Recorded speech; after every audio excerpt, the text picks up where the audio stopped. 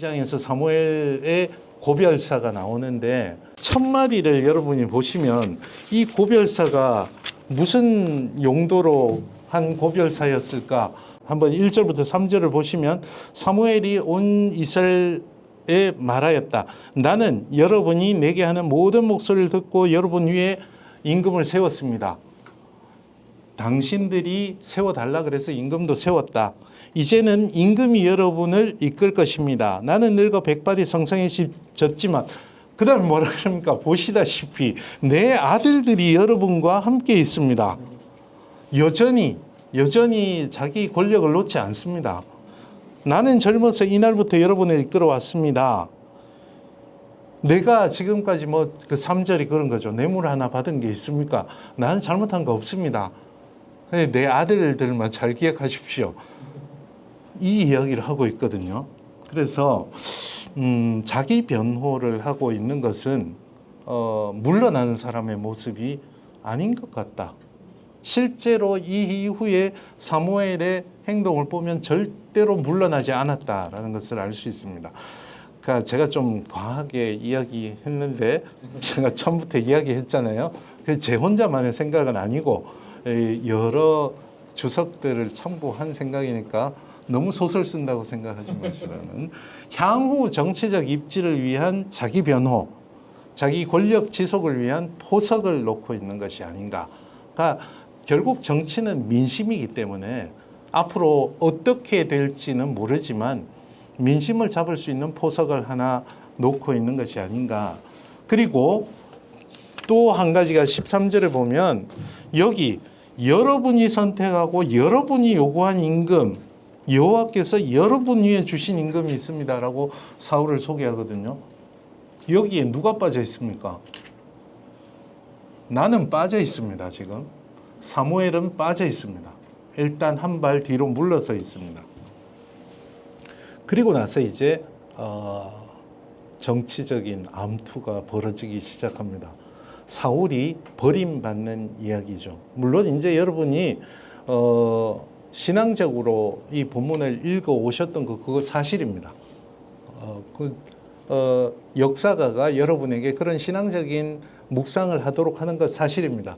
그러나 정치도 현실입니다. 그래서 이제 정치를 한번 보겠습니다. 13장에 보면 블레셋 전투를 앞두고 사무엘이 못 왔을까 안 왔을까? 일단 아니 그냥 생각해 보는 거 생각이야 자유죠. 전투에 나가려면 신들의 전쟁이기 때문에 신탁을 받고 가야 됩니다. 신탁을 받으려면 제사를 지내야 되는데 제사의 권한이 있는 이게 저 3000년 전의 이야기인지 지금 이야기인지 모르겠어요. 제사의 권한이 있는 사무엘이 안 와요. 일주일이 지나도 안 옵니다. 못 왔나? 안 왔나? 모르겠습니다. 그러자 군사들이 흩어지기 시작합니다. 저 철기 문화를 가지고 있는 블레셋 앞에서 군사들이 흩어지기 시작하니까 직접 제사를 드려버립니다. 이게 이제 사무엘과 정치적으로 결별하는 결정적인 계기가 됐는데 사울은 군대가 해산되면 자기 임금으로서 통치를 더 해나갈 수 없죠. 국가 방위를 못하고 군대를 지키지 못했으니까. 군대를 지키는 유일한 방법은 지금 신탁을 듣는 겁니다. 신탁을 듣기 위해서 제사를 지내야 되는데 제사를 지낼 수 있는 인간이 안 오고 있죠. 그러니까 어쩔 수 없이 군대 해산의 위기를 극복하기 위해서 최후의 수단으로 썼다고 또 변명을 하죠. 그런데 사무엘은 거기서 큰 소리로 이야기하잖아요. 예언자이자 제사장인 자신의 중재 역할, 물론 이제 속으로 그랬죠. 그걸 왕권으로 편입하려는 것 아니냐 라는 말을 하진 않았지만 결국 한 이야기를 보면 그 이야기입니다. 그래서 이 등장인물들이 어디서 이야기를 하는지를 눈여겨봐야 됩니다. 이런 정치적 발언을 할 때는 사람들이 다 듣는 데서 합니다. 나중에 계속 나옵니다. 사람들이 다 들어서 이게 공론화되도록 만듭니다. 그래서 이 공론화가 된 겁니다. 그래서 여기서부터 이제 사울과 사무엘은 정치적으로 결별을 하게 되고 사무엘이 독자 노선을 걷게 됩니다. 정체적으로. 그랬을 경우에 요나단 나오기 전에 여러분이 사울이라면 뭐를 하시겠습니까? 사무엘이 정치적으로 나와 분리돼서 독자적 노선을 걷는다. 그러면 여러분이 임금이라면 뭘 하시겠습니까? 사울은 정보전을 시작합니다. 정보원을 심어놓기 시작합니다. 이게 사울의 정보력이 국정원 저리 가랍니다. 앞으로 나오겠지만 어디 가도 사울의 정보원들이 심어져 있습니다. 그래서 사울은 정보전을 시작한 것 같습니다. 거기에 가장 걸림돌이 됐던 게 아들이었어요. 적은 늘 가까이에 있습니다. 요나단이 이제 신앙심도 있고 현실 인식이 굉장히 빨랐던 현실주의자였던 것 같습니다. 그래서 이제 아들과 정치적으로 갈등하는데 요나단은 앞뒤 안 보고 그냥 직진 스타일이죠. 그래서 블레셋의 전초 기지를 가서 난리를 쳐서 어지럽히죠. 블레셋 군대를. 그러자 이제 사울이 어쩔 수 없이 공격을 하게 된 겁니다. 이미 요나단이 사고를 쳤기 때문에 사울이 저 본대가 수습할 수밖에 없었는데 이기죠. 이겨서 또 사울이 욕심을 냅니다. 이 전쟁이 끝날 때까지 뭐라도 먹는 놈은 가만히 두지 않겠다. 근데 누가 뭘 먹습니까? 아니 드셔도 됩니다. 요나단이 꿀을 먹었죠. 꿀을 먹고 또 요나단이 꿀을 먹는 모습을 보고 군인들은 또 배가 너무 고프니까 짐승들을 잡아서 절대 하면 안 되는 핏째 먹고 그러면서 이 죄가 누구에게 있는지 알아보자 그러고 제비를 또 뽑으니까 요나단이 뽑혔죠. 그래서 이제 그 요나단과 정치적 갈등이 이제 시작되는 거고 사울이 더 갈까요? 오늘 밤 내로 저 블레셋을 완전히 멸망시킬까요? 라고 신탁을 했을 때 여기서부터 무응답이 지속됩니다. 신탁이 나오지 않습니다.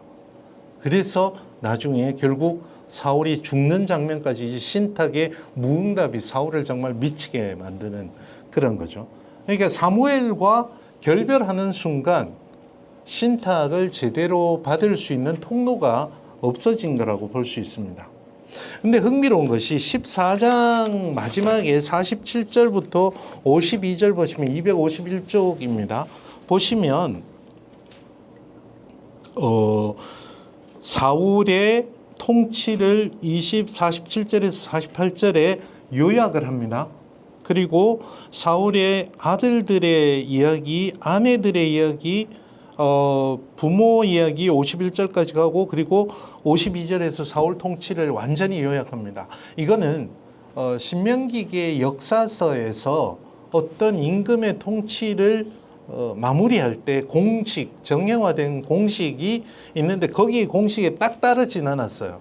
그러니까 첫 시간에 말씀드린 대로 열왕기를 썼던 분은 진짜 그 극제의 이렇게 딱딱 그 정형화되어 있는 것을 좋아한다면 사무엘서의 저장 살짝 피. 그래서 이 정형화된 공식을 그대로 따르진 않았습니다. 근데 어쨌거나 신명기 역사서에서 임금의 이야기를 종결할 때 하는 관용구 비슷하게 써서 어쩌면 사울의 이야기는 14장에서 끝난다. 이렇게 볼 수 있습니다. 그리고 그러면 15장에서 다시 한번 사울이 버림받는 이야기는 뭐냐? 요거는 다윗 이야기의 첫 부분으로 볼 수도 있을 것 같다라는 생각을 해볼 수 있습니다. 어쨌거나 다윗 이야기의 첫 부분이 아니라면 사울 이야기와 다윗 이야기의 연결고리. 여기 이제 서양 학자들은 13장과 15장이 하나님께 사울이 버림받는 이야기가 중복되기 때문에 전승사적으로 이게 서로 이제 다른 출처에서 온 이야기다 이렇게 이야기할 수 있을 겁니다. 근데 어쨌거나 아말렉 전투를 벌이죠. 남쪽으로 가서 아말렉 전투를 벌이는데 여기서 거룩한 전쟁에서 제일 중요한 개념, 헤렘 개념이 나옵니다. 헤렘은 거룩한 전쟁은 신들의 전쟁이기 때문에 모든 것을 신전에 바쳐야 됩니다. 그래서 유동자산은 다 들고 가서 신전에 바치고 부동산은 들고 갈 수가 없죠. 그래서 태워야 됩니다. 그리고 움직일 수 있는 그 젊은 사람들은 데리고 와서 신전에 바치는데 움직일 수 없는 사람들 데려가 봐야 쓸모없는 사람들은 다 죽여서 신에게 바치는 이게 이제 헤렘입니다. 그런데 만약에 사울이 이 거룩한 전쟁을 했다면 아말렉을 다 죽이고 전리품을 이제 여호와의 궤가 있는 곳으로 가져가야 되는데 그걸 챙깁니다. 그리고 12절에 보면 독단적으로 성전비도 세웁니다. 그리고 길갈은 그때 이제 종교 중심지니까 길갈로 이동했는데 사울이 전리품을 처리할 때와 사무엘이 왔을 때 한 말과 조금 뉘앙스가 달라집니다. 9절을 보시면 사울과 백성들은 아각뿐 아니라 아말렉 임금이죠. 양떼와 소떼 가운데 좋은 것과 기름진 것들, 어린 양과 모든 귀한 것이 아까웠어요. 그러니까 욕심이 난 거죠. 아까워서 모조리 죽이고 싶지 않았다. 그래서 가치 없고 쓸모없는 것들만 모조리 죽이고 이제 자기가 가지려고 했던 거죠. 그런데 15절에 보면 사무엘이 왔을 때 얼렁뚱땅 둘러댑니다. 아말렉 사람들에서 빼앗은 겁니다. 백성들이 양떼와 소떼 가운데 좋은 것을 아까워서 당신의 하나님께 제물로 드리려는 겁니다. 말이 바뀌었죠. 말이 바뀌었습니다. 그래서 아까워서라는 말은 똑같이 썼지만 말이 바뀌었습니다. 그래서 사무엘은 그 다음에 이제